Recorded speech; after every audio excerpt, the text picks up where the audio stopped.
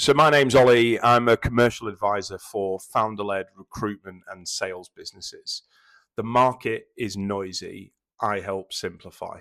Today, I'm going to talk to you about trying to fix everything at once is usually the reason nothing improves. Stay with me. So one of the biggest mistakes I see founders make isn't that they don't change enough. It's actually that they change too much at the same time. And they convince themselves they need a new CRM, a new salesperson, AI, a new website, different pricing, a new market, a new marketing agency, a different process, maybe all of it.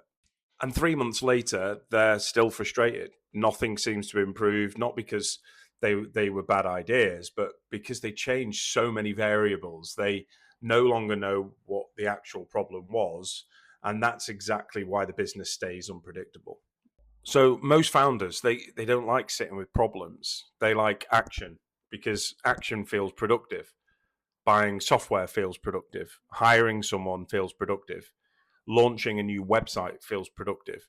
Changing your pricing or your strategy or your activity levels.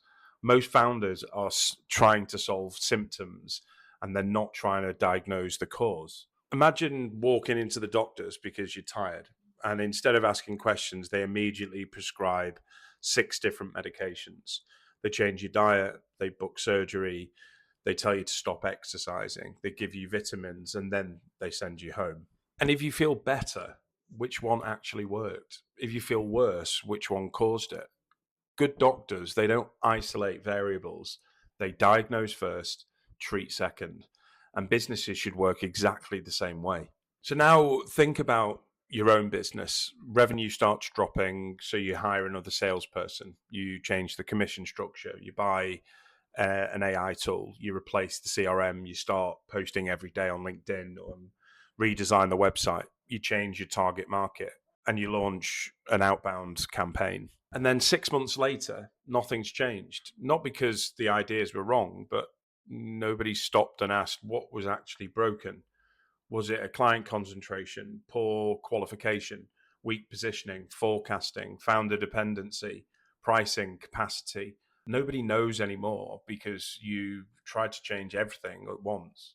And that's exactly why I built the 331 control standard, because before anything changes, I really want to understand where the risk actually sits across 3 core pillars: commercial, structural, and leadership. So once we know where the biggest risk is, that's when we can prioritize, and we don't change everything. We change the thing creating the biggest pressure, and we measure the outcome of that change. And then we move on to the next, because that's how you truly understand the cause and the impact. So imagine you've got 5 warning lights on your car dashboard. Most founders replace the tires, service the engine, fit new brakes, change the battery, and then they wonder why the warning light's still there. And a mechanic doesn't work like that. They diagnose the fault first, repair the fault second. Business should be no different. So why does it matter? So the founders who build successful businesses, they're not necessarily smarter. They're just more disciplined. They don't chase shiny objects. They don't confuse movement with progress. And they understand something most founders never do. Predictable businesses aren't built by fixing everything. They're built by solving the right problem, one problem at a time. So, in summary, if your business feels busy but still unpredictable, don't ask what should we change next. I want you to ask what's actually holding this business back, because until you answer that, everything else is just guesswork. Thanks for watching, and if any of this resonates and you want to have a chat, give me a shout.